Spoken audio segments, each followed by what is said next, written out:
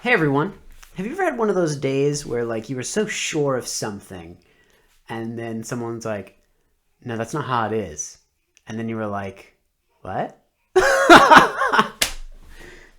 So yesterday I used the song the overture of 1812 in my video.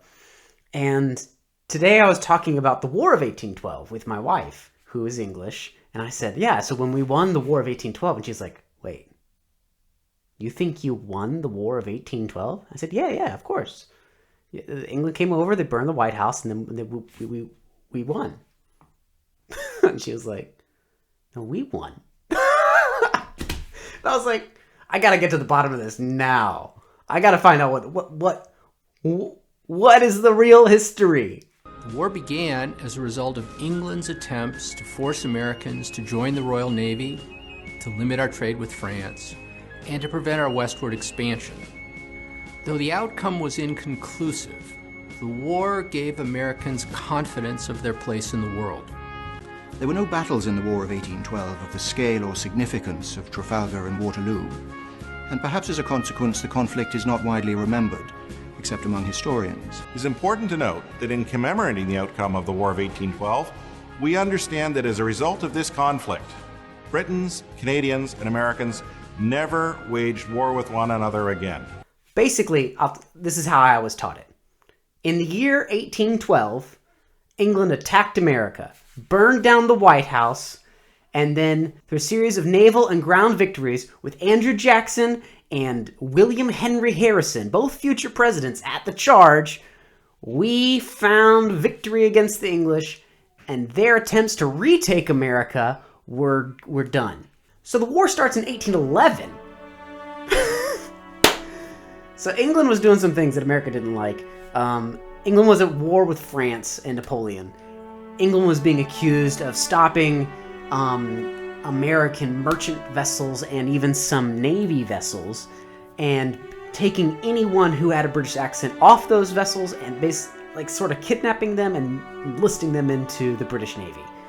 This was the understanding, and this was what was being talked about. And so the president at the time, in 1811, James Madison, and a bunch of other people who were of the Republican Party at that time, really wanted to go to war with England. So they passed it in the Congress. It was not like a huge margin, but they had passed just enough to go to war. And then their first step was to invade Canada. America was invading Canada. So James Madison supposedly said something like, well, the Canadians are going to be really happy to see us. They're going to be really happy to see us. They will want us to help them liberate their nation.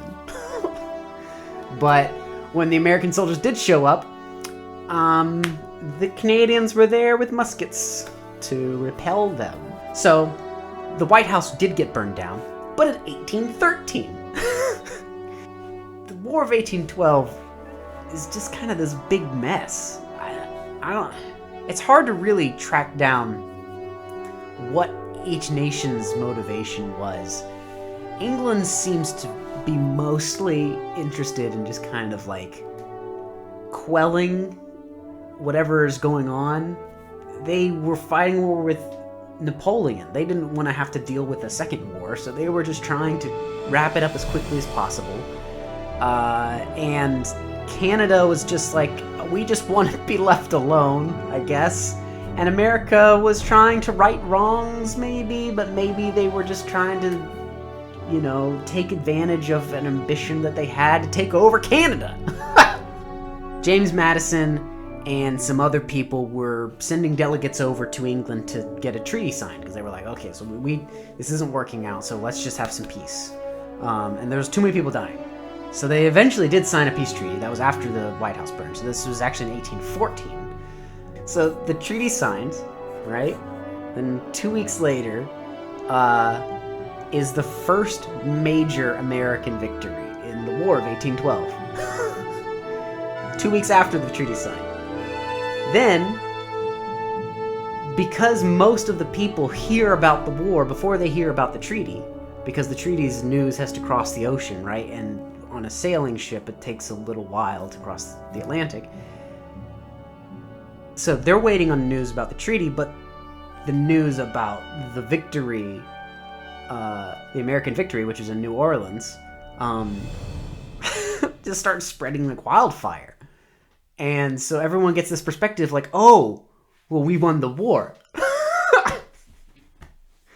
So I don't really know what to think about it, but I was taught that we won the war. And it's very clear that everyone just kind of there was like a ceasefire. The treaty more or less was just, there's a ceasefire. America doesn't get any new territory. Canada doesn't lose any territory.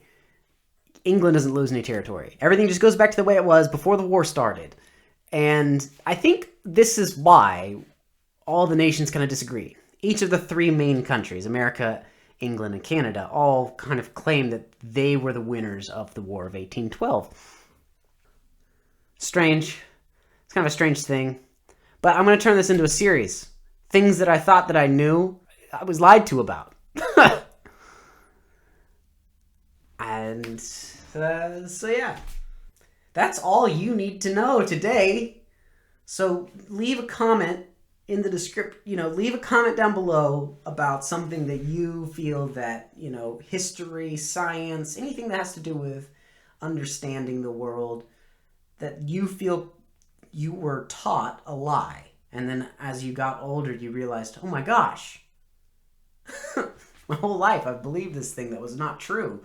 And suddenly someone challenged me, and now I have to face the reality that I've believed the falsehood.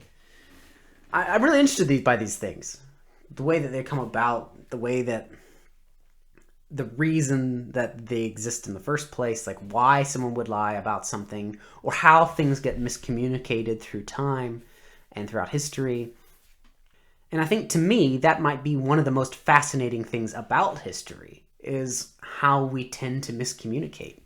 So I'll leave a link in the description for the documentary that I saw. And I will also make a video tomorrow, because that's what I'm going to do. And that is what I do. So see you tomorrow. And, wear normal clothes.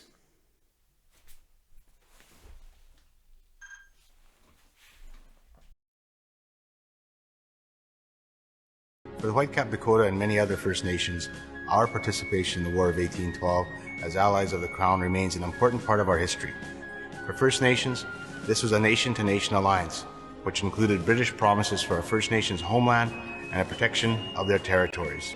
Following the signing of the Treaty of Ghent in 1814, First Nations discovered that they had been effectively abandoned by their allies. Contrary to the promises of the British, the Indigenous inhabitants of this land were left out of peace negotiations. But despite these outcomes, First Peoples in Canada continue to uphold and respect their partnership with the British Crown. The story of First Nations in the War of 1812 is everyone's story. It is just as much about building what would later become the nation of Canada as it is about solidifying of a Canadian identity, and the contribution of the Dakota Nations remains a significant part of this story.